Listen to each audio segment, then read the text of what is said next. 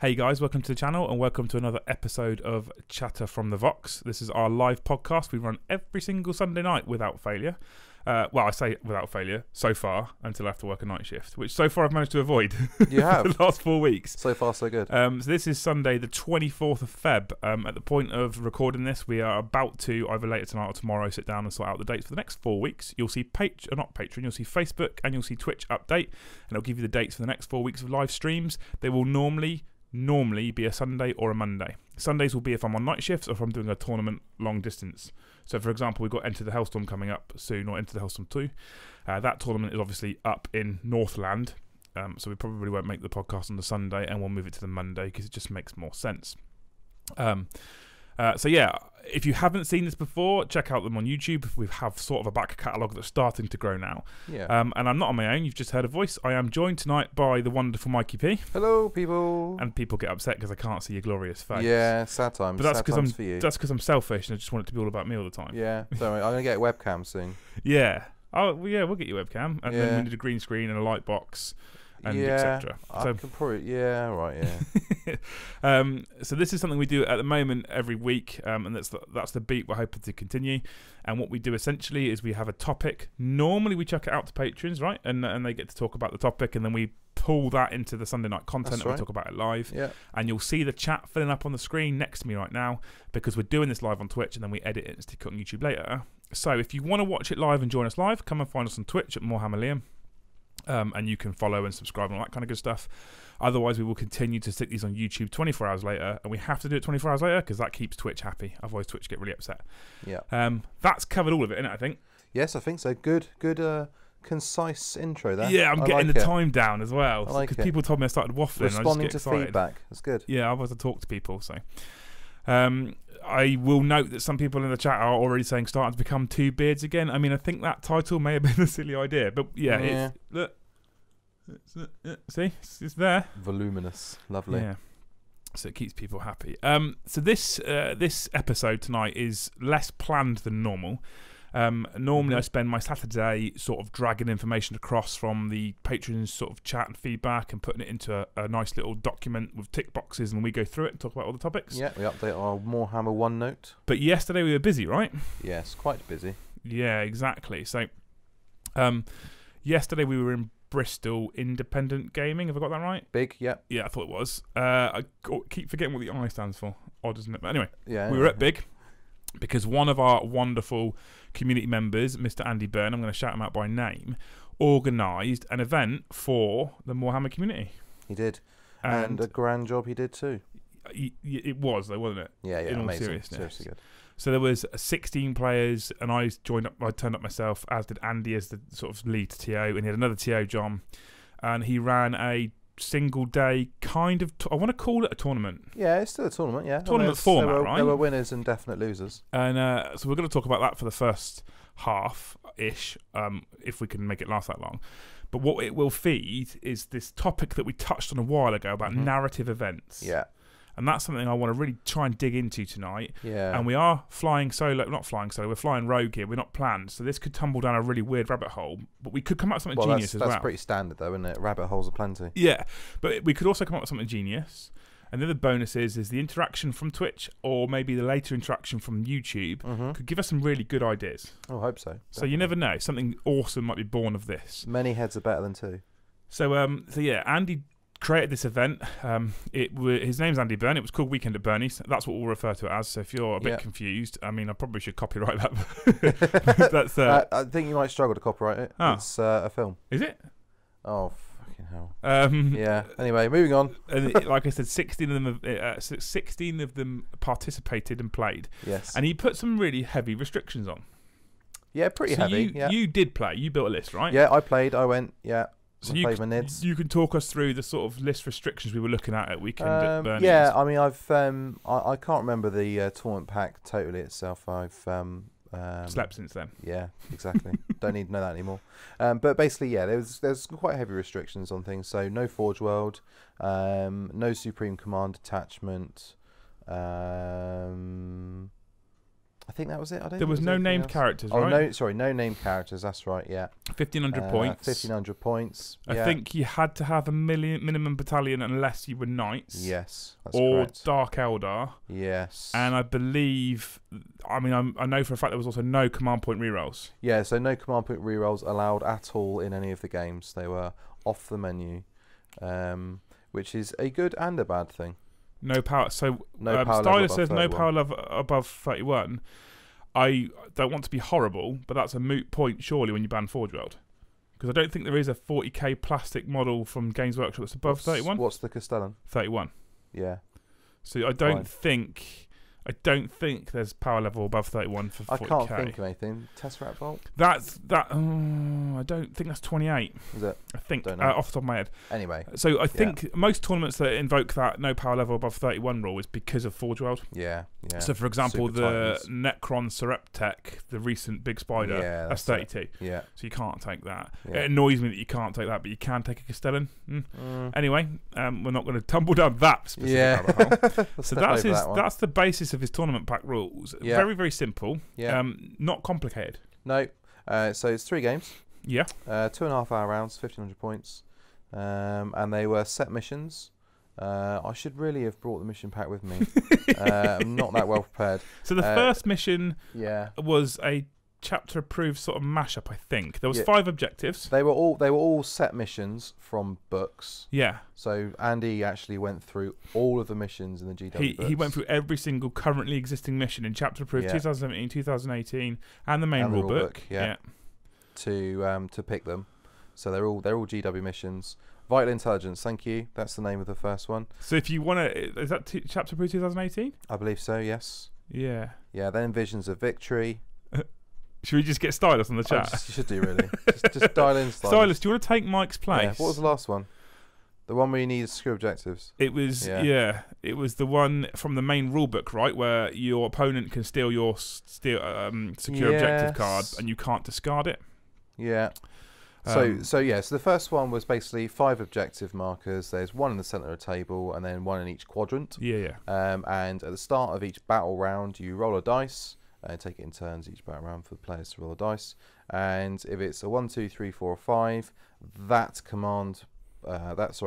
objective will be worth 2 points at the end of the battle round. Yeah. If you roll a 6, they're all worth 2. Yeah. And then otherwise they're only 1 point each. And it's just which ones you hold at the end of the battle round, which is quite a nice dynamic. If you're going second, you have the opportunity to, score a bit more easily, maybe. Yeah. But there's also First Strike, Warlord, Linebreaker, standard old school rules. Well, First Strike's not. Well, you know what I mean. Yeah, instead of First Blood, First Strike though. But so the usual sort of Maelstrom type secondaries. Yeah. 3 of those, 2.5 hour rounds. And you, I mean, we'll talk a little bit about your experience because you're here with us, right? Yeah, sure. So your first matchup was against Russell and his Knights. Russell and his Knights, So he bought a pure Knight list to a narrative tournament. I kind of love him for it a little bit. Yeah, it's fine. I mean, he definitely fed my inner cheese monster by bringing that. No, it was good. I mean, it wasn't like, super duper competitive, but I mean, it was Knights. We had a Gallant, a Crusader and a Paladin. Yeah, and then a little Armiger. And a little Armiger Helverin. Yeah. I should say what my list was quickly then. So I had 2 Flyrants, one with monstrous Ivan Talons, and the other one had the basically 4 Devourers. I had a Neurothrope for my Warlord because he's a small character with 3+ Invuln. You can't target unless he's the closest model. A Tervagon and Broodlord and 20 Gene Stealers, 2 units of 15 Termagants. A unit of 10 Termagants with Flesh Borers and 10 Termagants with Devourers, Trigon Prime. Yeah, I'm also going to very quickly jump in. Yeah. Just because the chat's already filling up with Russell and Cheese type quotes, as I'm sure you've probably seen, Mike. Yes, I have indeed. There was awards at the end of the event for first, second, third, etc., etc., etc. And we'll go through a lot of those towards the end. Yeah. But one of the events that Andy did provide was Cheesiest Player, voted on by all other tournament goers. Yeah. And the winner was relatively unanimous, and he won a block of smelly cheese. Yeah. So before you give him too much abuse, Piece of Stilton. Russell's already had the abuse, right? He's already had the cheesy player abuse. There's a good photo of him holding his Stilton aloft with pride and glee. Yeah, he was very happy to have received that. Yeah, so he did actually win cheese essentially. Oh yeah. And he took it greatly as well. He loved it. Yeah, he was looking forward to it. But the thing is, to some extent, I would look at the night list normally. I look at the NID list, and I think you're going to have a really hard time. Yeah, but well, it's not an easy matchup for anyone against knights. But actually, for me, for my list, it worked out okay for me in the end. I won that match by a narrow margin, but it was 21 points to 18. Yeah. It went to 7 rounds as well, 7 turns, went the whole 9 yards. It's just about board control. You know, there's 5 objectives on the board. There's a lot of terrain as well, so it wasn't all that easy for Russell to get his knights around the table. And you know, it was easy for me, loads of bodies, and just keep respawning termagants and stuff. So there's no issue for me really spreading out. And that's one of the keys with tournament play in general. And one of those things when people do scream about knights and cheese, if you have that board control and that massive footprint, and you've got the expendable bodies kind of, so the termagants that you can, what's it, 2 CPs, you bring a whole squad back or something? Yeah, that's it, endless swarm, bring them back and outflank within 6 inches. You really can actually almost neuter knights. Yeah, to a extent, degree. Right? Yeah, I mean, wrap them up as well so they can't get out of combat. Yeah, there's a few things you can do to damage to you know, make it work in your favour. Yeah, I mean, it helped me as well that I had I have 5 psychers in my list, so you know, smiting for days. Yeah, and which they can't do anything about. Yeah, that's it. And he had his Warlord was the, help me out here, Crusader, was it? It's with the Endless Fury. The Gatling cannons. The Endless Fury is a pretty nasty weapon, but I was able to, for at least 2 turns, to cast the Horror on him, so it was -1 to hit. So that nerfed him a bit, and just focusing down one knight at a time. I mean, it went to 7 turns, and I only had my Warlord left. That was it, hiding out in the corner of the board, out of line of sight. Yeah, I saw that. Yeah, sneaking away. And didn't you have an epic moment as well? Yeah, I did. Yeah. So I managed to his Warlord beat him down to only 1 wound left. I think this was in turn 5. I think this was. Maybe even turn 6 actually. He was just down to 1 wound only, and he was in combat with 2 remaining termagants, and the termagants took him out. Killed off his 1 last wound, and then he exploded, and there was just basically a crater with a bit of green paste. So a termagant, strictly a termagant, dropped a knight. Yeah, his Warlord as well. And one of the things is, obviously we've already said, Andy made the decision to ban command point rerolls. Yeah, and we all know that command point reroll isn't just a command point reroll; it's essentially a rule book stratagem. Yeah, is what it is, and he banned it completely. Banned that stratagem from everybody. Yeah, and a lot of people. I mean, some people do suffer though. So poor old Brom and his Space Marines and their stratagems, they can really suffer with no command point rerolls, especially if they're looking at high strength weapon, low shot numbers and stuff like that. Those can be really crucial when you're playing competitively. Yeah. But when you're looking at a narrative event, and that's what this was. It wasn't a competitive tournament or a narrative tournament. It was a narrative event. Completely that should be really emphasised. Yes. And I think that's the future for narrative players. Isn't narrative tournaments, narrative events. Yes. Right? Yeah, there's a good distinction there between tournament and an event. Yeah. And that decision to ban command point rerolls is something that Winters and I have done in battle reports before, etc., etc. It's massive, and I love it. And the reason why I love it is it kind of harks back to my old 40k type experiences of allowing the dice to tell the story. Yeah. So if you that occasion where you roll that unlikely 6. Yeah. There's a couple of moments we'll talk about. I think it was Steve, not Robs, from who's been on Winters SEO, and he's been on DZ as well, who had a Brood Lord who charged, I think it was like 2 company commanders or something against John Phillips, and he got 2 6s in Overwatch with crack grenades and killed the Brood Lord. There was other moments that happened where Stylus was charging with an objective that had 2 salamanders on it, and there was a Exalted Sorcerer with power swords, and there was Zangor Enlightened, and he rolled all of his attacks, and the 2 Marines stood strong on that objective, and they had objective secured. At which point, Silas remembered he hadn't attacked with his blades of Zeech, or whatever they're called, that you get from the discs. Yeah. And he did those, and the Marines failed their saves, and he killed the 2 Marines and then secured that objective. Yeah. Had he had a command point reroll, you can guarantee the Marine player, I would have gone reroll that 3-up save. Oh yeah, totally. Saved. Absolutely. I've done it. Yeah, and it goes kind of both ways as well. Like, so I ended up winning that match against Russell's Knights, 21-18. So it was a close Hard victory. fought game. Yeah, right? it went all the way to the end, all the way to the 7th term. Still finished it with about 10 minutes to go, so it's 2 hours and 20 minutes. That's the joy of playing Knights. They're pretty quick. Yeah. And then the next round. Unlike playing Brum, right? Yeah, much unlike. We need to get that in here now. Yeah. This is a disclaimer for all the patrons that turned up to weekend at Bernie's and played Brom. If you speak to Andy Burney, he has promised you a 1/3 off your ticket, because I think Brom just slow played everyone. I think he totaled 5 turns whole event. I think it might have been 6 turns, to be fair. He's also not here to defend himself, so it's his own fault for being under the thumb. He gets shit for not turning up. Yeah. Amazing. Yeah. So I was just say I went on to round 2, and there was another moment where command point rerolls could have changed the game.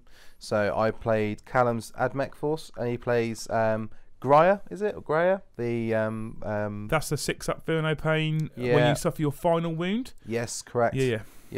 And he plays like quite a sort of close combat sort of melee. Very aggressive for Admech. Yeah. Very aggressive. He's got 3 Druin Callers with the Eradication Ray, is it? Yeah. The which you don't see. And then there's Rust Stalkers, which you don't see. Loads of Rust Stalkers and Infiltrators as well. Yeah, and then usual Vanguard and the long range ones.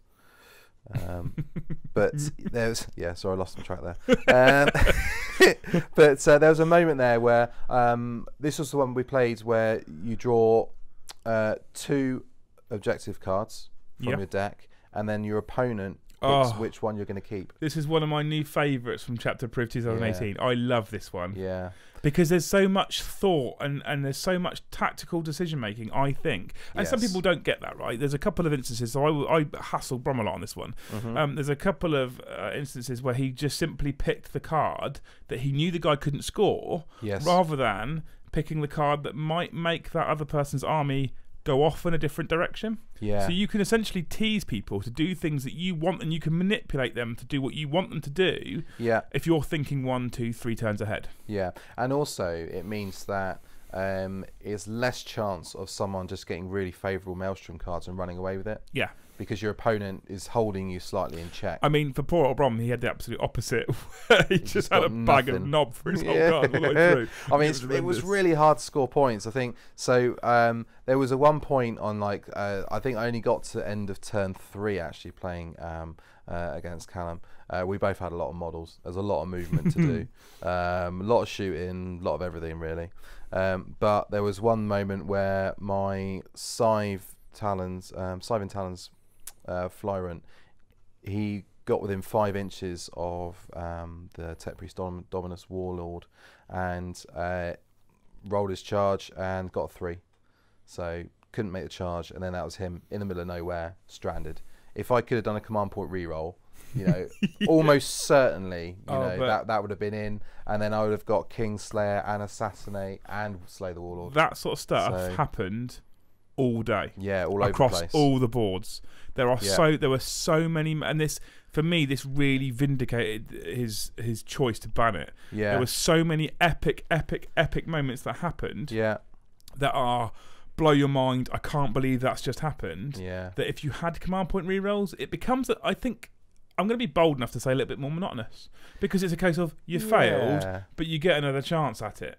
And I love the fact that getting rid of that command point reroll, Albanak, thank you for the follow, getting that command point reroll, or losing that command point reroll, just meant that epic moment that you just couldn't guess was going to happen isn't then suddenly just, I'm going to reroll that. Yeah, and no, that's not happening. Yeah, exactly. And as much as when I failed that charge, I let out like a howl of dismay that like, everyone around the room I think could have heard. But having said that, I did in the previous round kill a knight with a termagant. So You know, swings and roundabouts. You win some, you lose some. Yeah. But yeah, like you say, epic moments. Because there was one of my favourite moments. I think might have been the last game. Again, it involved a lot of these do involve John Phillips's Mordians. Yeah. A disclaimer: these Mordians, I think it was the first time he played them, and there was one moment where he was playing Rob Not Steve, and his commissar was eating a charge from some form of type of smashed captain thing, some angry looking Astartes basically was going to come, and he was going to. I will almost put a year's salary on the table and say he was going to kick the poor commissar's back doors in. And the reason why he wanted to do that is because he wanted to consolidate into a tank and stop that from shooting. Now, the commissar was close enough because we'd seen the measurement. If he'd killed that, if he made the charge, it was a small charge, like 4 inches. Him. It's like a 4-inch charge. He would have killed the commissar, consolidated into the tank, shut that tank from shooting. Okay? Yeah. The commissar leveled his plasma pistol for Overwatch. Yeah. And killed himself. Overcharged it. So he just went, nope, bang. And then that meant he failed the charge. Couldn't tie the tank up. Just epic moments like that. Yeah, definitely. That's really cool. That's really cool. Yeah, it's the only time you want to be, your plasma gun to blow up in someone's face. Yeah. Andy says that's what that monkey noise was then, Mike. Yeah, that was my howl of dismay. But that moment there, I failed that charge. I mean, I don't know how that would have affected the game if I had made it. I probably would have got 3, maybe 4 points. But as it was, at the end of that game we called time, I was 3 points down to Callum, so that was a minor loss and a well-fought victory for him. And a great game, good fun. Really interesting stuff from his admech list. People just don't expect. Just stuff you don't see, though. Yeah, stuff you don't see. Underused units everywhere.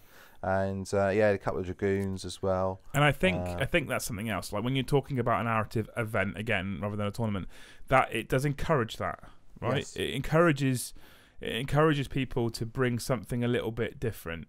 So not every Thousand Sons list has Araman in it because characters are banned. Yeah. And because people don't necessarily think they're going to turn up and face 7 Aldaria flyers, or a Castellan Knight with Imperial Super because you physically can't do it, it does encourage people to go, I'm going to bring something a bit different.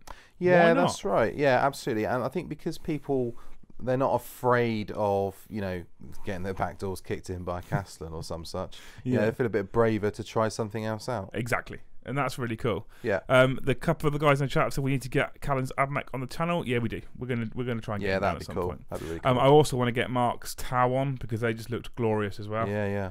And then you moved on to, was that your third game? That was my second game. Okay. Third game was against Andy H.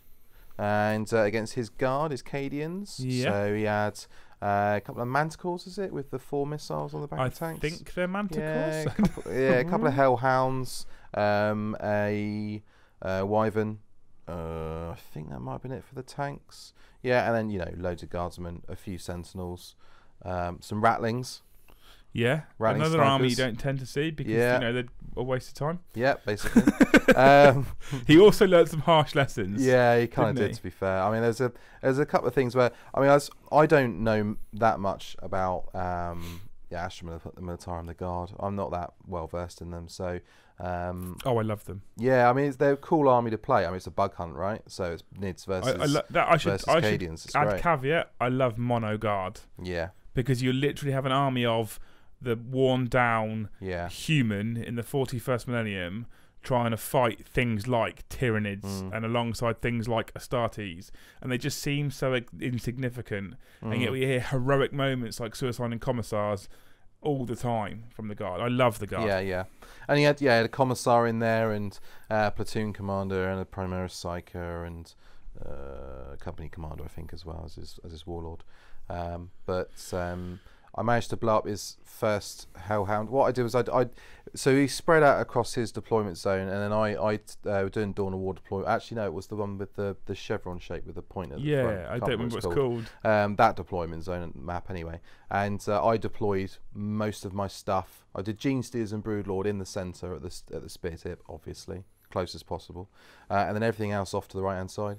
Okay. So everything that he had in the right hand side of his deployment, sort of diagonally across, was mostly out of range for all my stuff that was advancing in.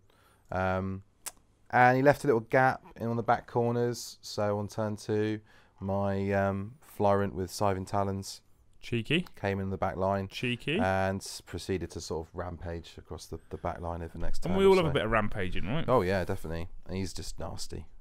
Pretty much anything he touches is going to get chopped up into little bits. And that was, I think it ended up being something like 7-2 or something like that. I think 7 points to 2. His rattlings, though, very nearly eliminated my Broodlord. Yeah. Very nearly. Got down to 1 wound. Through some horrible mortal wound into wound, right? Yeah. Rattlings, who knew? Yeah. Apparently they died first turn every game apart from that one. And I basically ignored them. They're off towards the sort of left-hand side as I saw it away from most of my stuff. But there's another unit you wouldn't have seen. Yeah, completely. Probably outside of this type of event. Yeah. If you're talking really cool. tournaments, right? Yeah. And yet they're so iconically guard. Yes. Rattlings. Yeah. He was having some fun. Andy was also playing guard, as John, obviously, because Mike's just told you his list. And it also hadn't. What was getting was, also hadn't played them much before this event. Yeah. I walked up to him during the second game, and I'd been over to John's table, who was running his Mordians, and I thought, I think you're doing your orders maybe slightly wrong. Okay, so I went back over to Andy, knowing he's a guard player, and as far as I was aware, as a guard player, as long as I've known him, and said, Andy, orders. Do you not issue order and resolve, and then issue order and resolve, and then issue order and resolve? And he went, oh yeah, I've got to do my orders. Right, I'll go ask someone else then. Yeah, so it was a little bit, I mean, like I say, I didn't know the guard decks that well, so I'm not in a position to really know what's right or wrong or whatever. So I think had I known a bit more, we probably would have, tipped him off a little bit and say, don't forget about your orders and things like that. But yeah. So, but it was a really good fun game. We were both pretty tired at that point after already playing 2 games. It's a long day. We're not used to it. So, but it's a good game. Yeah, got a minor victory out of that. So finished the day on 2 minor victories and a minor loss. So which is kind of, for a narrative event, it's kind of perfect. Yeah, totally. Because what that means is you've had 3 close games. Yes. Yeah? Yeah. Really, really close. Really different games, all of them as well. Different, I think the game that we played, the mission for the third one was, I can't remember what it's called. Someone will put it in the chat, I'm sure. But basically, any secure objective cards that are pulled can be scored by either person. Yeah. And then at the end of the game, you count up how many secure objective X cards you've scored, and the person who scored the most gets an extra point as well. Yeah.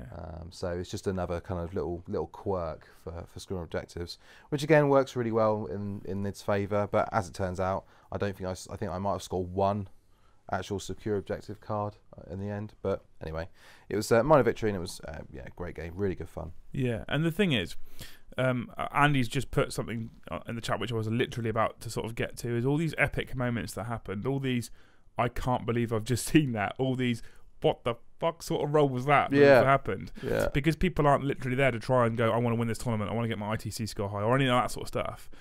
It was taken in such a spirit that every game, so I didn't play on purpose because I wanted to go and mingle and chat to people and sort of just see what was going on and experience the day. Totally. And so I was walking through all 8 tables, and every single table there was a narrative being forged, and I love that.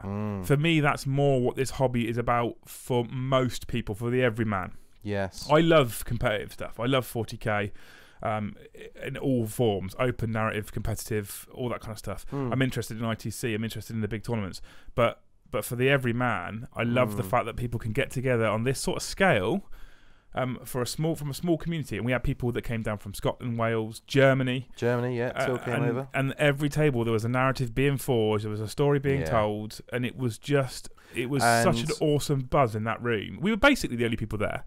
Yes. Which was, again, lovely. And there was another sort of, 10 tables or something, so there could have been a load of other people. Oh, it could easily have been twice the size. I just get this feeling that if someone else would have walked in, or a couple of other people had walked in, they may have actually got sapped in and drawn into what was going on. Yeah. Because the buzz and the feel was just awesome, right? Yeah. It was quite noisy.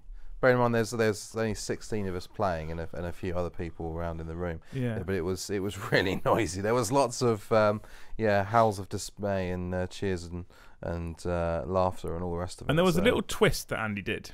Yeah. He's just corrected you, by the way, as well. Mission 3 was Spoils of War. Spoils of War. Thank you. There's a little twist that he did that I loved, and this got me thinking about what we're going to move on to in a topic in a minute with regards to narrative events. We'll have a quick break in between, and we'll grab a cup of tea because we're not done talking about yesterday yet. Yeah. But there's a little narrative twist he did, which actually I've been thinking and talking to people for a long time about how do you make a good narrative event, and there's lots of ways you can really quickly overcomplicate it. Okay, and I mean a narrative event rather than a narrative tournament. Yes.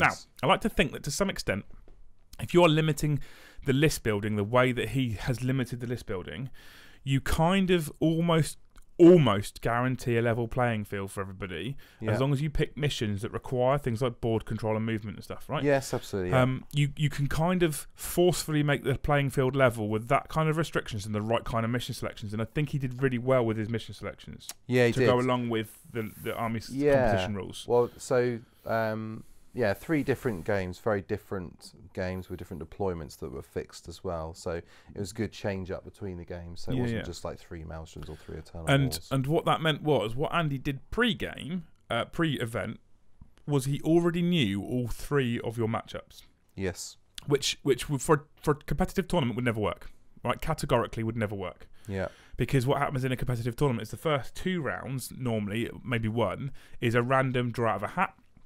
At which point it goes into some sort of model on a spreadsheet or some sort of or BCP or whatever, and then slowly but surely the field will be organised from strongest player at the top, weakest player at the bottom, and you'll end up with the 2 strongest players playing each other, and the next 2 strongest players playing each other, etc. That's right. Yeah, Swiss pairings. Yeah, exactly, Swiss pairings. I'm just sort of putting it in layman's terms for those guys who aren't aware what Swiss pairings are. And what that means is you start to take the stronger players and you play them against the stronger players until you end up with a top table situation in the last game, and you have the 2 strongest players. That's tournament play. We've said it numerous times already. This wasn't a tournament; it's a narrative event. So what Andy did was he was able to predetermine the matchups all the way through the event, which did 2 things for him. Maybe 3 actually. To some degree, he could balance the game, as in balance the list versus list. Yeah. So the way I would have improved this, and Andy, this is not criticism, this has just genuinely got my juices flowing for creating narrative events. And this is where I would make slight tweaks because I just loved the way it went yesterday. So it's not criticism. I'm not telling you do it differently next time. This is what I'm saying I would maybe do should we start to put together an official Warhammer narrative event. Hint, hint. You could have suggested that you require lists a month in advance for argument's sake. I'm spitballing time frames. Yeah. I'm just thinking about the work that would need to be required in between. And the reason why you could do that, or it would be beneficial to do that, is because that allows you even more balance in matchups if you're going to predetermine who your opponents are. Yeah, sure. So say you've got a 5-game weekend, Saturday to Sunday, and you know that an individual's bringing knights, you wouldn't specifically necessarily give him the hardest opponents every time, but you'd make sure the opponents he is facing, by looking at the lists, stood a chance. Yeah, that's it. I mean, you wouldn't want to sort of put the knights against, a sort of space marinist with land raiders and things like that. So yeah, and the reason why that's kind of important, and the reason why his predetermined opponents was important for Andy, because he had an extra twist, which is what I was sort of coming to. And every time your game started, he dropped 2 envelopes on the table. Yeah, and the envelopes are essentially entitled. So for your first game, you're against knights. So it was Tyranids win or Knights win. Yeah. And whoever won, that was the envelope you opened. Yeah. And it had a bit of narrative. Now, to sort of wind the clock back slightly, because I feel like I've missed a piece here. Sure. When you submitted your army and you were coming, before the day, you also had to submit your narrative. Yes. Right? So you had to submit some narrative to say, this is my force. And he built some core narrative for the sort of setting, I suppose. Yeah, so that's it. It sort of started a ways before the tournament by him saying, right, so this is the sort of story, this is why all these armies are on this planet. Yeah. There you go. Now build your narrative around that. So it's like he put down some narrative so that the players could then put down some He gave everyone a starting point, essentially. Yeah, exactly. And they submitted their narrative. And what that meant was when you had the 2 envelopes on the table, which were sealed shut, whoever won opened that envelope and it then gave you more narrative. Yeah. And it said that the Tyranids have overwhelmed the knights on this planet and they will go on to take on and the knights will retreat and blah. And it was, I mean, that that was phenomenal work. Yeah, really cool. Phenomenal work. Really cool. So we wrote like a good paragraph on a slip of paper, 2 for every matchup. Every matchup. Yeah. There's 3 games and 8 tables. Yeah. So there's 24 games. So 48 envelopes he wrote. Yeah.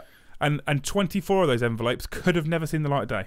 Yeah, I know, that's it. That's amazing. I mean, we still open to and read them. Amazing. Yeah. Really cool. So Andy was an absolute legend. Definitely. I know there's not that many people currently watching live on Twitch, but I'm going to keep this open for a while. This is a live announcement.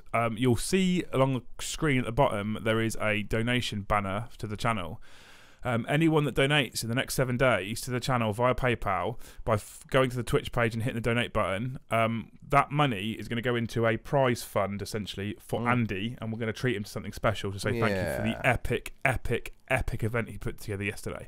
So for you guys watching live now, or for you guys watching on YouTube, go over to Warhammer Liam on Twitch, hit follow obviously, hit the donate button, and then we will make sure all this money that gets donated in the next 7 days, so until next Sunday, because basically what will happen is next Sunday when we go live, because I think I can go live next Sunday, I'm pretty sure, cool. We will then have a total, and that will then decide what we're going to buy him. We're going to buy him something pretty to say thank you. Yeah, because I think brilliant. It was such a wonderful day. Yeah. I think we as a community would love to give something back to Andy and basically give him a sort of virtual massive round of applause. Yeah, that's it. Bung wonderful. A few quid in. Let's see if we can find something. And he'll go all red faced now and be all like, "Oh, thanks," but yeah, still.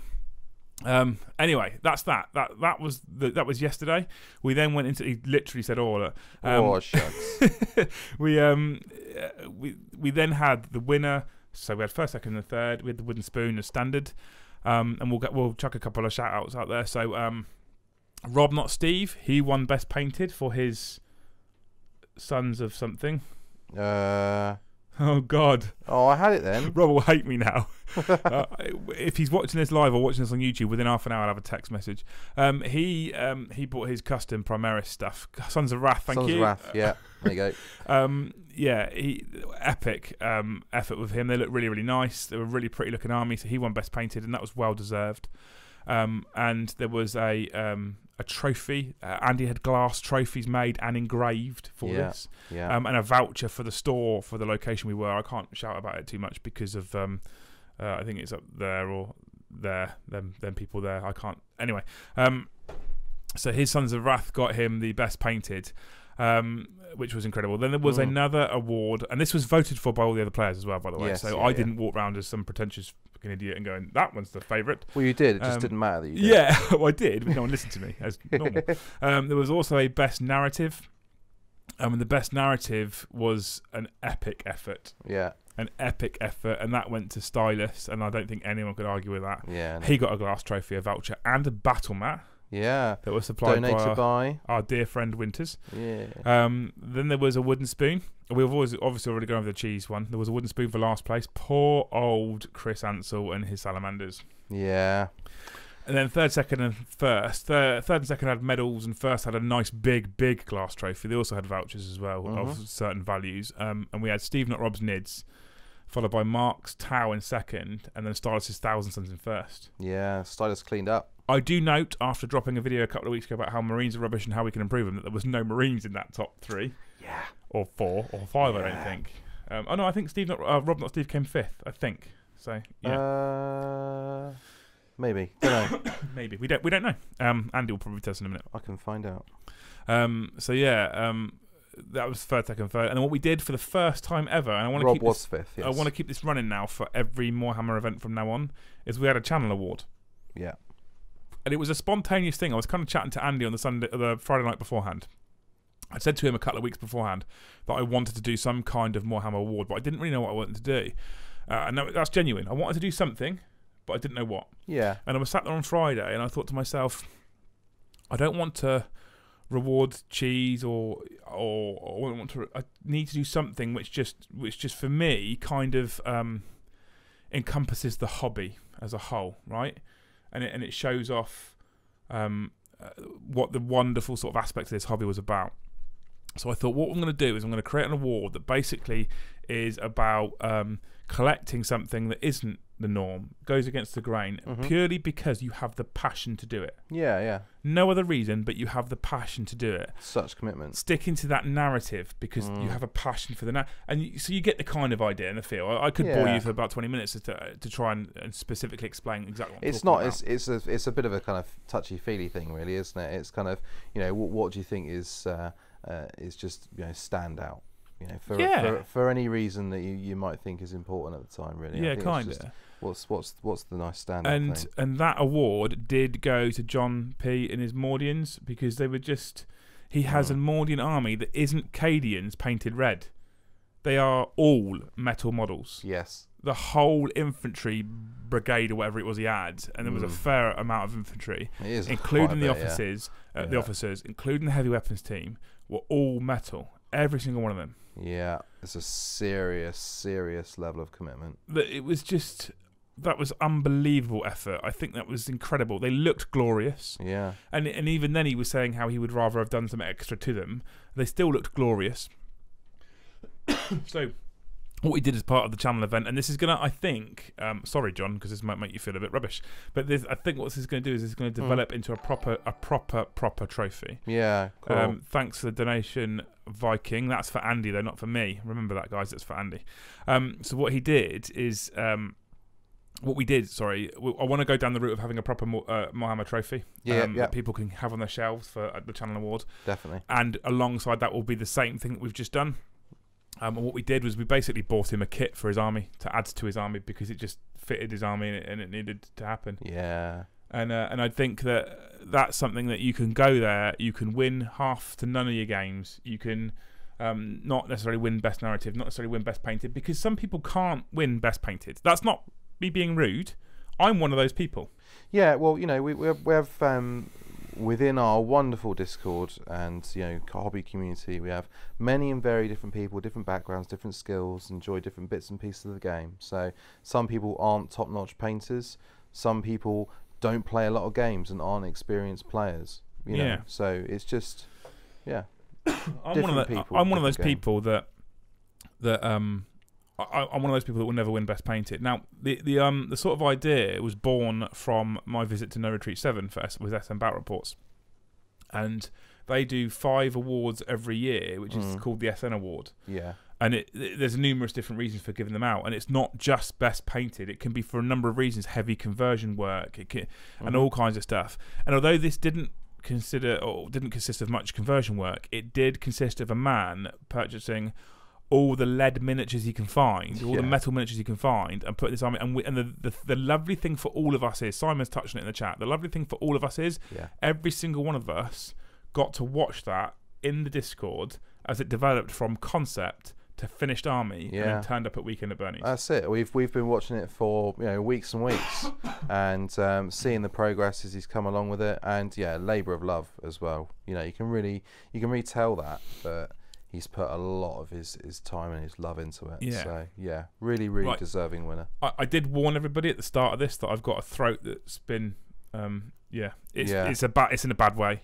and I didn't get to house share with you. No, you didn't. No. So what I'm going to do at this stage is we're going to go and refresh our cups, recharge our cups, and fill them with tea because you whinged last week because I didn't do it quick enough. Yes. I need to do it because I'm going to struggle to stock. Terrible service. My voice will start to go. And at what point is a live podcast if I can't talk? Yeah. We will be right back. I'm literally just going to make tea.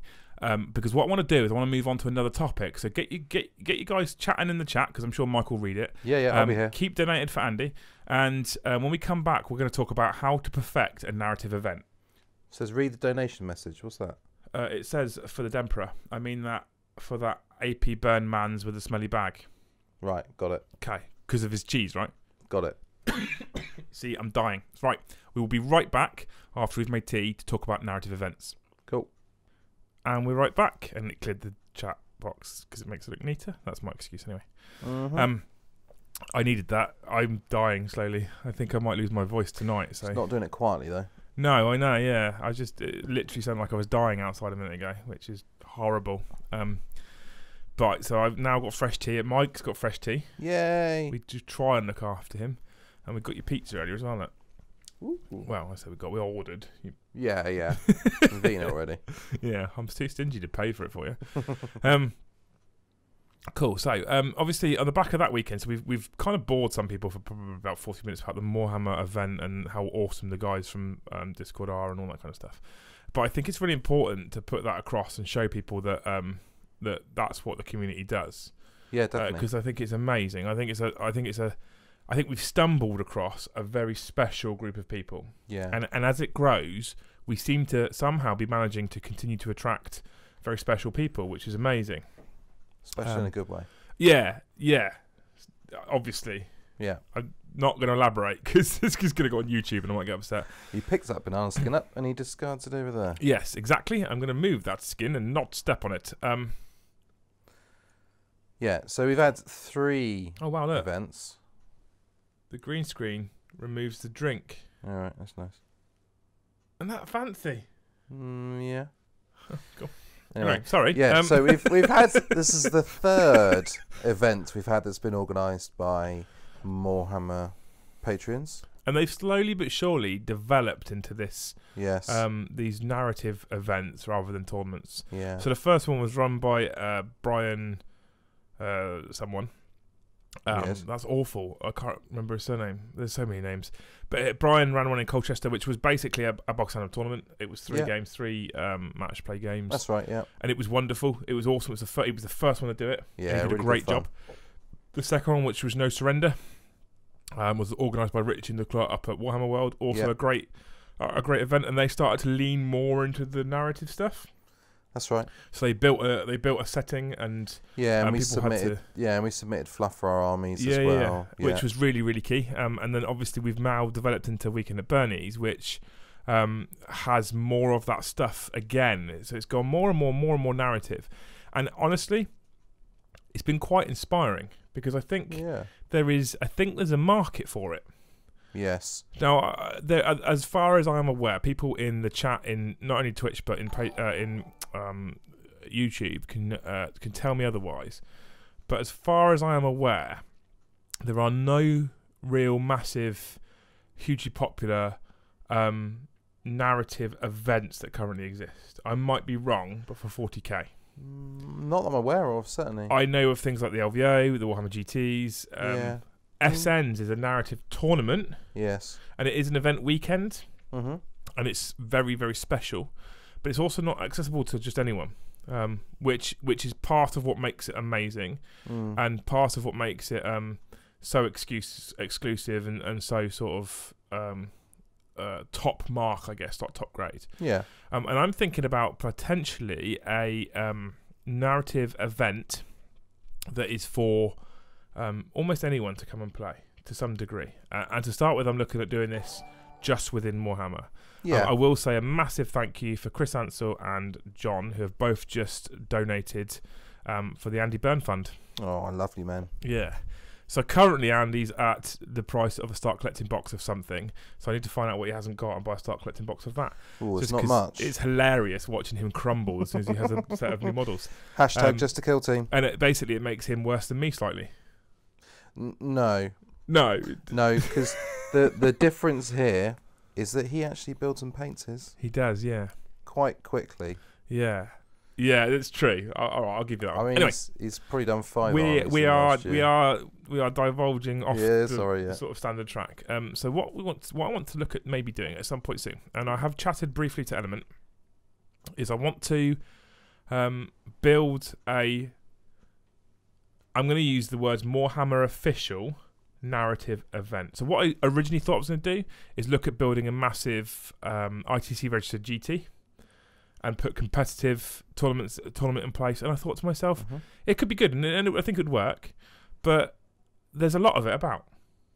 So let's do something what we're renowned for, or what am I renowned for trying to do, and that's let's build something different to everybody else.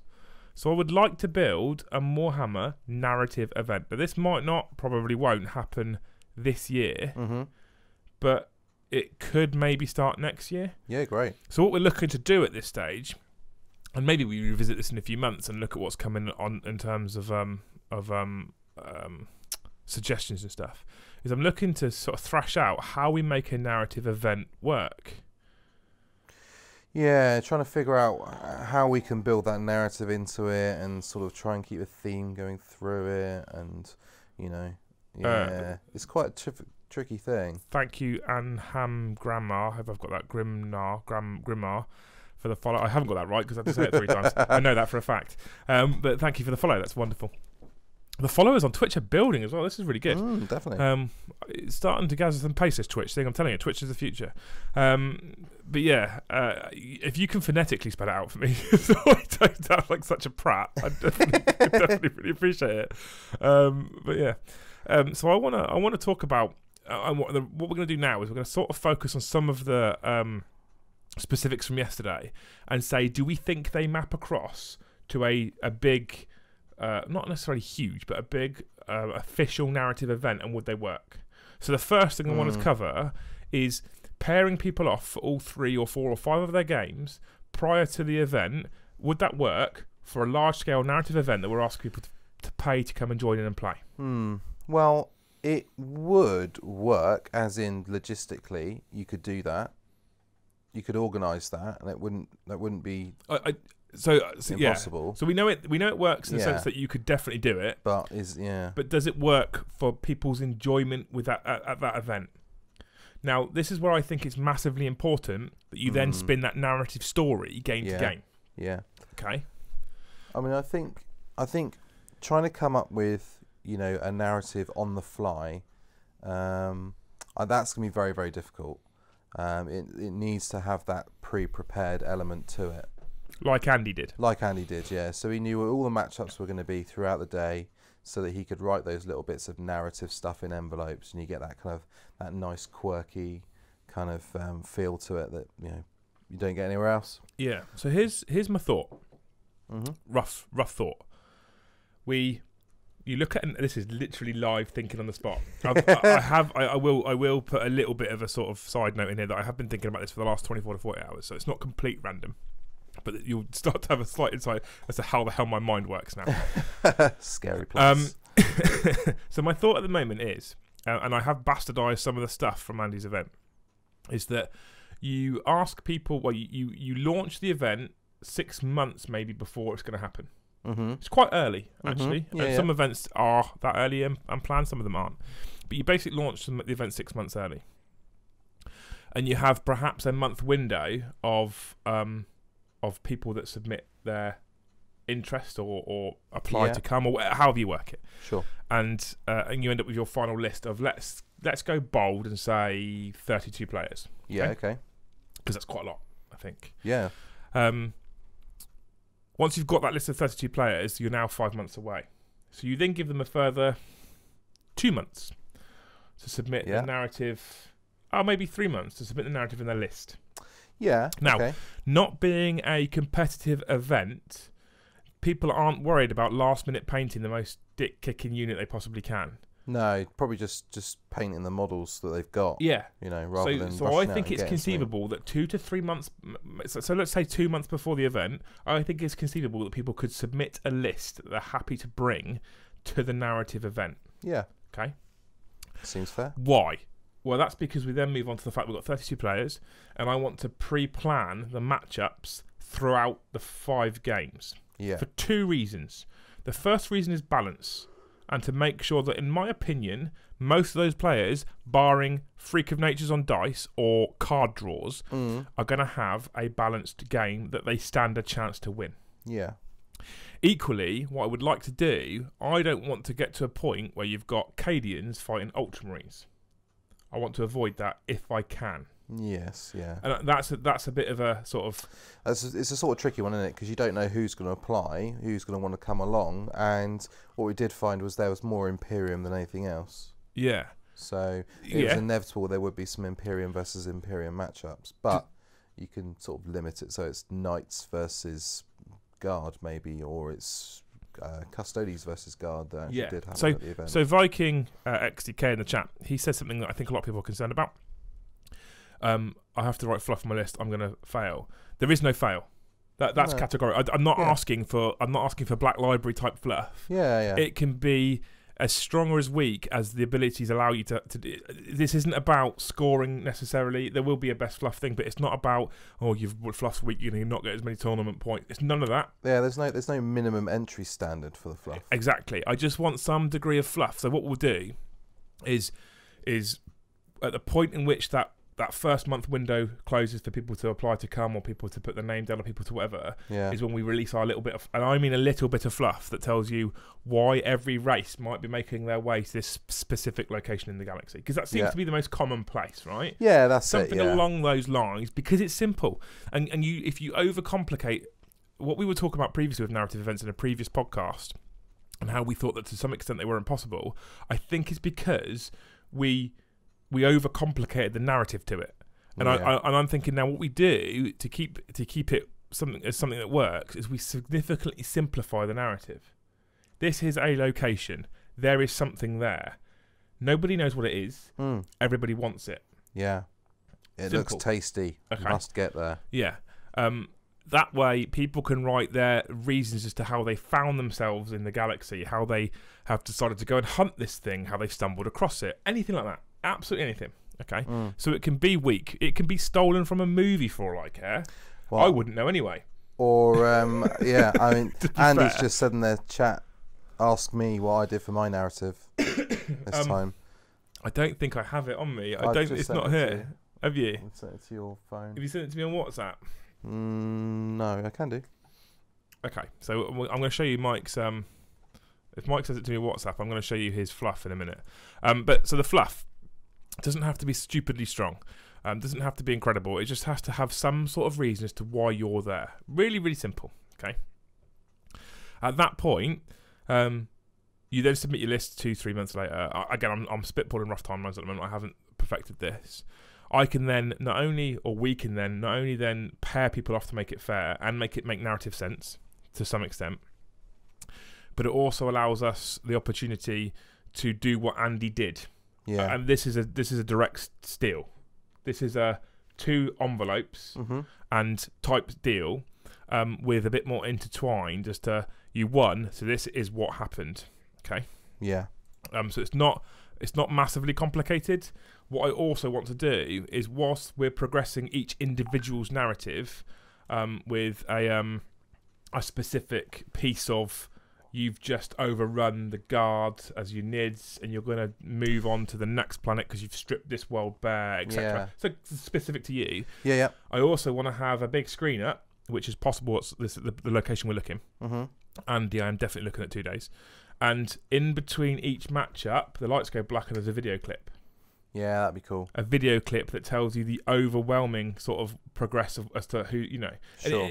It's not going to be specific. No. Because we won't know what's going to happen. Exactly. But I just think it adds to the feel and adds to that sort of... Yeah, a bit of theatre about it. Yeah, okay, cool. So, what I'm going to do now with the magic of television is I'm going to show people Mikey's really powerful narrative.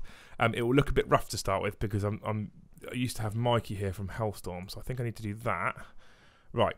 So, for Viking XDK, who is concerned that his fluff won't be strong enough... Shut up. My computer's going nuts now because I opened up WhatsApp. Oh, now I've closed it and it's gone. For people like Viking XDK, who is concerned... this is me now stalling because I've managed to make a hash of it. He's concerned about his fluff. The magic of live television is amazing. It's the future, I'm telling you. Yeah. And what Simon says here is right as well. Once you read the others, it doesn't inspire you to rewrite or add to your fluff as well. So you can read what other people have submitted, you know, and that might give you some good ideas and stuff as well. So here is Mike's amazing fluff from his Tyranids. And go. That's it. Yeah. There you go. Groundbreaking, right? That is literally it. Because it's NIDs. That's NID fluff, right? Yeah. Cool. I mean, top don't effort. worry. Yeah. That what I will say. I will say that was drawn by you. Yeah, I drew that. Yeah. Yeah. So. Oh, the green's all fucked up because of the keying. Yeah.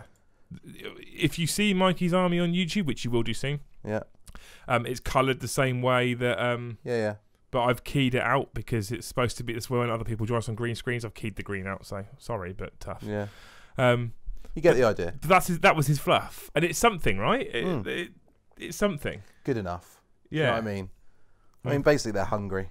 But I don't want to be giving points for fluff, because I think there becomes a tipping point then, where you're putting too much pressure on the narrative. Yeah. Yeah. And I want to avoid the pressure on the narrative. I want people to want to do the narrative, and I want people to want to join in. Sure. But if some people aren't a Winters or a Say Hypal, and some people can't talk narrative for 3 days straight. Yeah, some people haven't, eaten all of the Horus Heresy books and all the rest of it, the Black Library. So yeah, exactly. they don't have that to draw on. But I think, although you maybe not going to give out a narrative award, that might be something that contributes to the Warhammer award. Exactly that. Yeah. I will be giving out a Best Narrative award. Oh, right, okay, you are. But I want to, so I want to do Best Painted and Best Narrative, Sure, but I don't want it to contribute to the tournament score. Oh, I see what you mean, yeah. Does that make sense? Yeah, that does make sense. Yeah. So a lot of tournaments do soft scoring, and soft scoring is for things like painting and stuff. 3 colour minimum, and then going the extra layer, going the extra sort of step, and it all being themed and all that kind of stuff. I don't want to add that kind of score to the tournament score. I want the tournament score to just be about the games. I think the idea of after yesterday, the idea of banning command point rerolls is just incredible. That's it.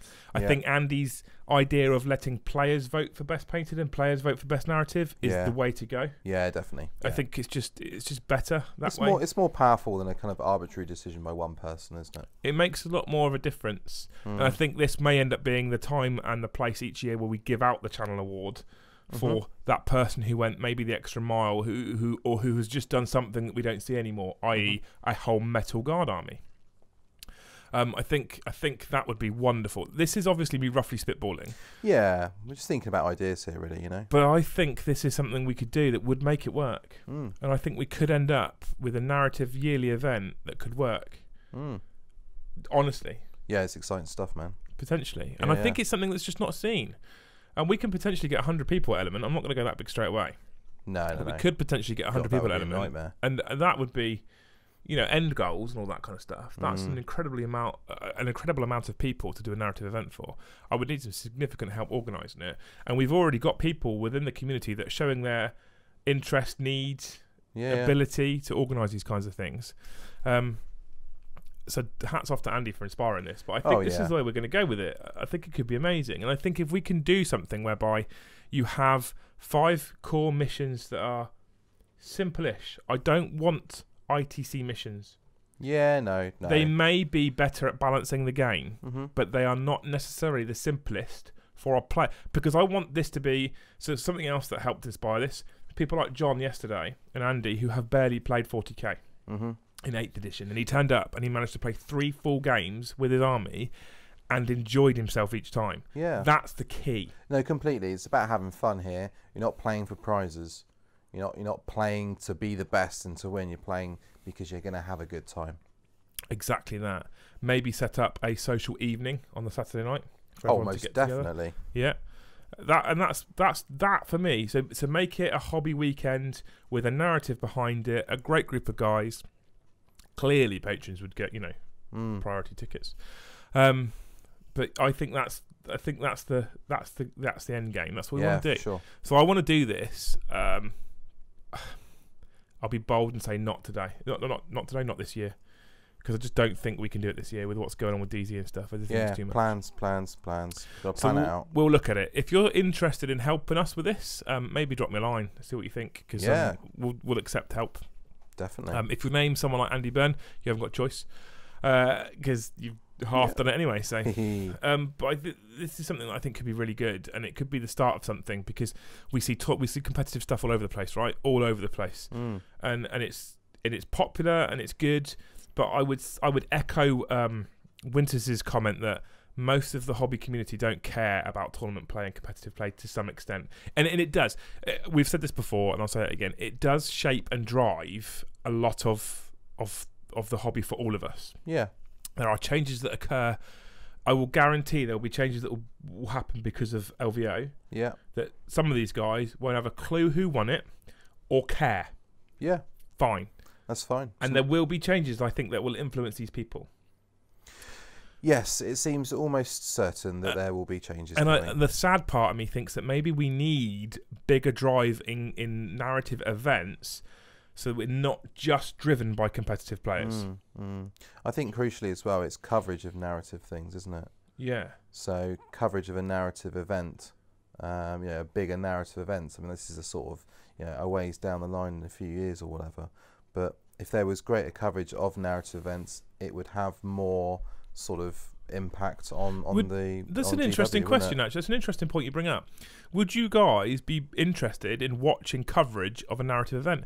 So if it was on something like Twitch or YouTube, would you be interested in watching that as it unfolded? Would you be interested in table-to-table reporters, essentially, on Twitch, who are going and all these epic moments that we talked about? Would you be interested in seeing people go to table and just watching the people that has... watching the people that have actually had that experience at that point in time, watching that commissar who's welcome Thomas, who has just blown his own head off, watching those grenadiers, watching the failed charge. Would you want all that stuff? Yeah. I think people would. Yeah, and I think so. There's more engagement for an audience there than watching a competitive event like the LVO. Well, that's it. There's a story, isn't there? Yeah. There's actually, you can follow a story along doing that. And I think as well, one of the problems with the coverage of things like the LVO and that is that it's difficult to get involved with the players, because you're kind of, eating into their time they've got to play and their concentration, and they're playing for a prize. In a narrative event, it's less crucial, that everyone plays their best at every single moment and ekes out every single opportunity they have to score points, etc. So maybe we can talk to the players while they're playing, get a bit more insight on what's happening. Because it's less crucial. How it's progressing. Exactly. And that's the key. Because the story is the important You've bit. said to me a lot of times that communication with the table for things like competitive is almost impossible, because you could potentially inadvertently influence the game by saying, have you thought about this, or whatever. Sure. So have you done such and such? No, I haven't, but I should. Yeah, and if I don't, it's going to really hurt me. Yeah. So, but this is not about being competitive and dick kicking and someone going to the top table and winning and curb stomping every opponent. This is about a 5-game narrative event that tells a story, and what I want is, if there's 32 players or 24 players or however many players there is, that all 32 of them walk away having had an awesome weekend with 5 awesome games. Some of the things that have existed from recent events like the LGT, Heat 4 recently for Warhammer World, some of the controversies that have happened, we should always avoid those, because you should just not, it shouldn't attract that kind of player. No, that's it. And if someone makes that kind of mistake live on a table, the event should have the kind of feel where the opponent goes, yeah, no worries, mate. It happens to all of us. Well, it happened. So when I played, like, if there were things we weren't sure about, rather than kind of going umming and ahhing over it, just roll dice. Yeah. 1, 2, 3, A happens. Brom got very excited. Brom got very excited in the game against a Slanesh Demon list. That I think it was D bought Slanesh Demons. Yes. And he moved his librarian within null zone range of both of D's demon princes. Then he went straight into the shooting phase. Oh dear. So he completely forgot to null zone. Yeah. He opened fire with roughly 25% of his army, until D said to him, and this is what it's all about for me. This is what 40k in general is all about. I used to do this at competitive tournaments, genuinely. Honest to God. People will laugh and cry wolf. This happened on numerous occasions. D stopped him and said, stop before you fire your Predator with its last cannons and its auto cannon. You forgot your psychic phase. Brom fired 25-ish% of his army, and Brom went serious, and he went, do it now. Yeah. And he did his psychic phase, and he completely fucking whiffed everything. But that's not the point, yeah, right? That's it. It's not the point that he knackered and he ruined it. The point is that that person who he was against said, now stop, mate, you forgot that, and that could be game changing. Do it now, mate. That's the spirit of the hobby, for me. Obviously, if you're at a top table and you could potentially win $15,000 and you're in Las Vegas, I agree and I accept that that's completely different. Absolutely. If you're basically playing for world number 1, there's a lot of stake there, right? But when we're playing for a narrative event and we're trying to progress a story, and for everyone just to have fun, if you forget a phase, that's going to give you some bad feels right there, yeah? Oh, yeah. Oh, 100%. Yeah, you don't want your opponent to feel bad, so you're better off just letting them get on with it. You know, forgive him those little mistakes. And John's just said there are numerous instances in the game where my opponents help me. Legends, a lot of them. That's the point. And I want to see if we can build an event that attracts not just necessarily patrons from Warhammer, but people from all over the place to come and play at a big event that is run by us as a channel. And I want them to be attracted to this event and want to come and play this event and prepared to pay the entrance fee, which will cover the prize support and the trophies and the hall rental, etc. But that is played in that spirit.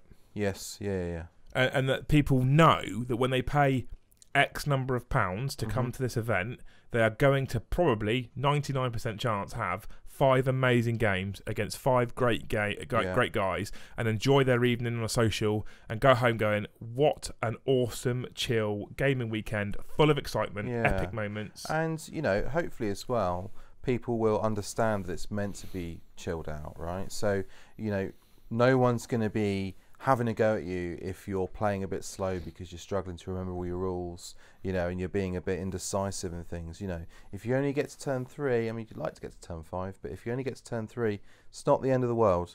Yeah, if you have to call time at end of turn 3, and work it out, then you know, that's fine. No one's going to have a go at you. So in that way, I'd really like to encourage new players, inexperienced players, and people who don't play all the time to not be scared, that you're going to have a hard time and get ridiculed or whatever. I mean, you will get ridiculed, but not because you're slow playing, unless you're Brom.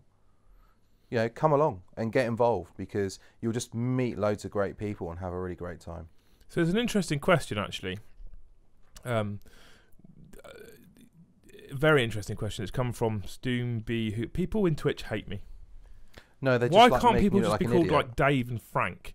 And he says, how would you deal with someone if they turned up and were not playing in the spirit? So this is a really difficult question to answer. Really difficult question to answer. The hope is that they wouldn't turn up to this event. Okay. So the long and short of it is, there are players out there who will be turned off simply by the list restrictions. Yes, totally. So when we're saying monofaction, none of this nonsense, none of that nonsense, none of this nonsense, that instantly will kick a lot of people into touch. Yeah. Then when we're saying, for example, and I think I'd be quite harsh on this, you must submit narrative, right? You must submit narrative before the event, and it must be this many months before the event. That's amazing, by the way. That's incredible. I've just seen Stylus' Photoshop work. Awesome. It's in the Discord. He's in the Discord. So I would say that you have to submit narrative by X. You have to. Yeah. Okay. We're doing a 6-month in advance thing. We're not ITC registered, so no one is gaining any benefit from turning up apart from a trophy. Yeah. Right. Yeah. You might get, I don't know, like a start collecting box. Or something like that, something I want to do slightly different to Andy. Again, not criticism Andy at all. Yeah. I want the prizes for best narrative, the prizes for the channel award, and the prizes for best painted to be better, significantly better than the prizes for first place. Sure. Because then the driver isn't to necessarily go and win the tournament. Yeah. It's to go and enjoy the event and pick up awards for how good your hobby is. Yeah. And also that by doing all the narrative stuff before the event as well, that's part of it.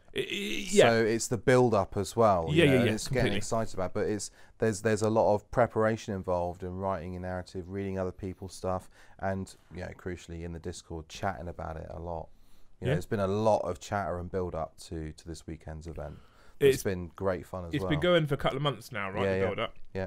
So Ever since No Surrender. So I think I would definitely keep a first, second, and third place. I just would, because I think that's cool. Yeah. And there would be awards for first, second, and third, but they're not going to be you've won yourself 200 quid of stuff because because that will drive people to turn up and win.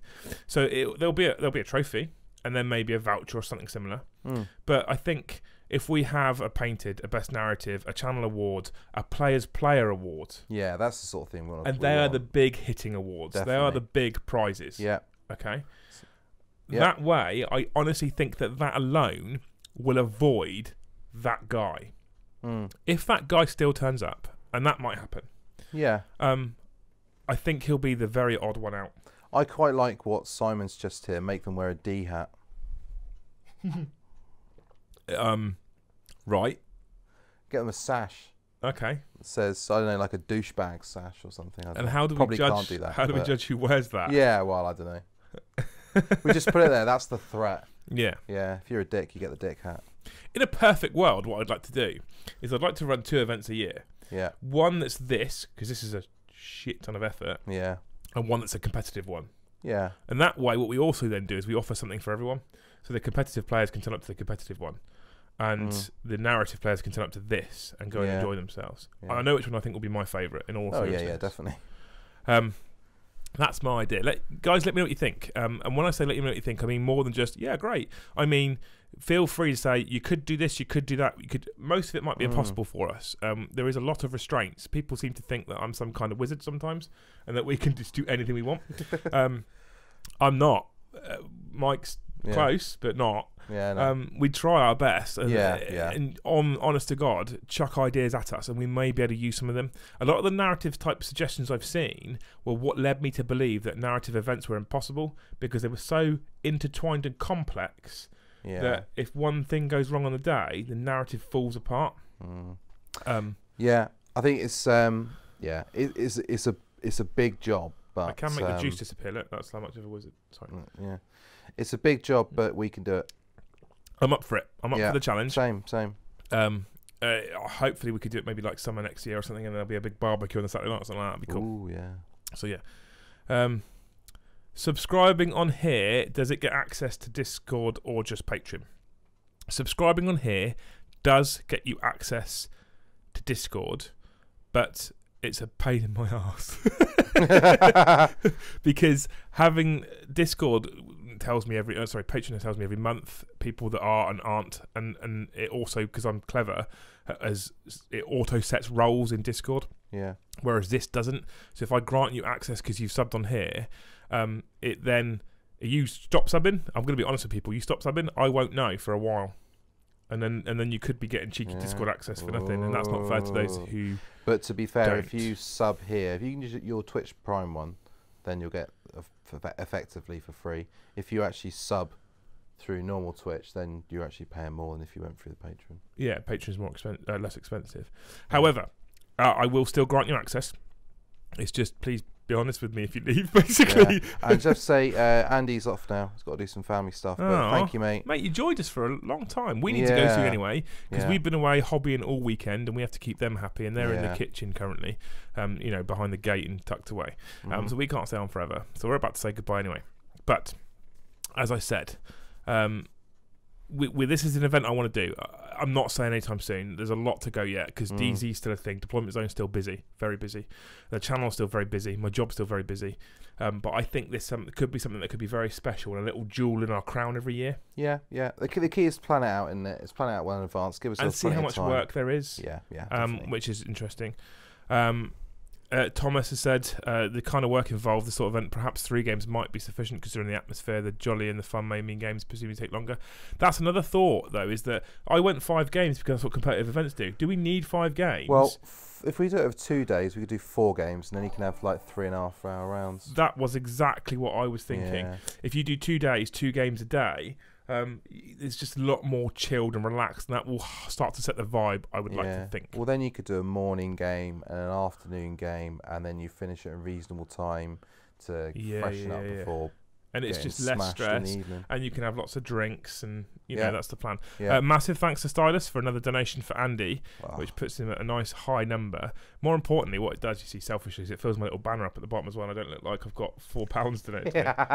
See what I mean? Always a secondary plan. Always a secondary plan. 4 games make sense, and Bron might even complete them. Yeah, exactly.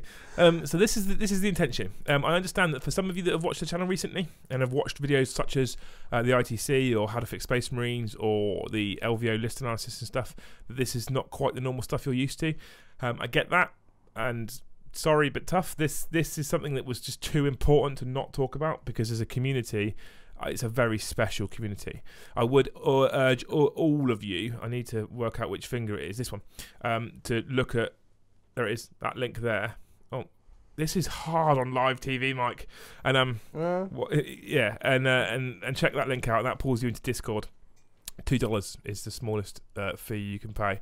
and it gets you in Discord, and that gets you involved in all of this stuff for just $2. It's cheaper than subscribing on Twitch. It's cheaper than anything else. Yeah. I just think that what that community gives back for that cost is amazing value at the moment, and you get the gift of friendship. There you go. Shut up. But it is genuinely an incredible group of people. Yeah. They are all special. So I want to say a massive thank you to Andy, who's just left.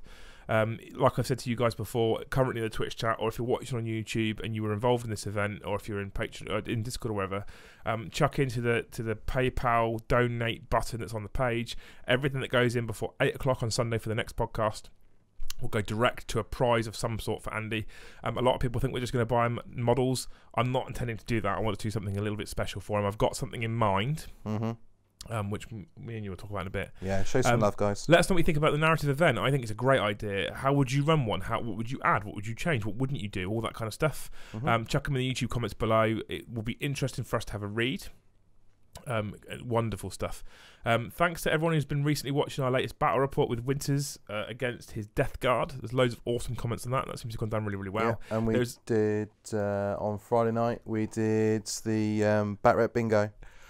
So what I need from you Yeah. is a proper screenshot of that, so a proper file, rather than a picture of a computer screen or something. Yeah. Because I need to make that a thing that people can download. I've got it as an Excel somewhere. Yeah. Yeah, we need to make that. We have a Warhammer drinking game, right, which you can use for a Warhammer battle report, a Winters battle report, or a combined. Works well for the combined because it's got some things from Winters and some things from your good self. And basically, what it means is you sit there with your drinks, watching the battle report, and it's a Warhammer drinking game. It's bloody genius. Yeah, we got absolutely shit-faced. And I watched you putting that together on the Friday, having edited it about 2 days before and knowing what was coming. And as I was watching you put that bingo card together, I was like, they are in trouble. That's going to be horrendous. So yeah, somehow we'll make that available for download. I don't know how. God knows. I'll drop a link on Facebook or something. Well, it's just an Excel document, so yeah, share it. Yeah, anyone cool. can have it. I don't mind.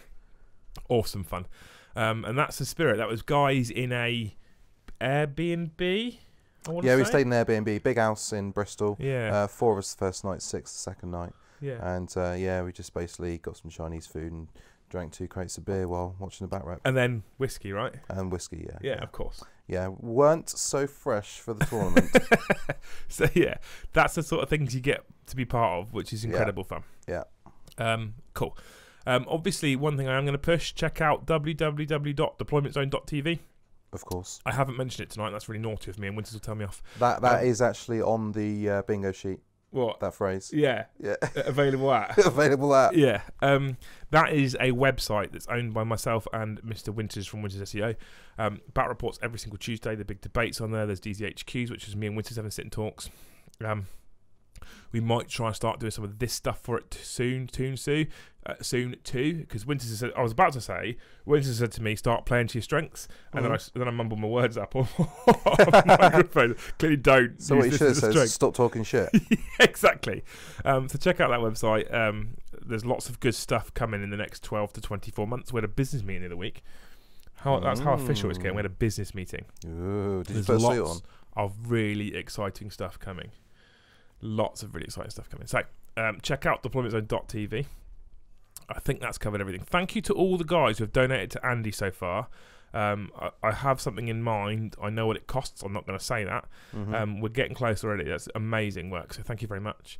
Hope you've enjoyed this live stream. As of tomorrow, Tuesday, there'll be a new banner on the Twitch page and a new banner on Facebook, which will tell you when the next 4 streams will be.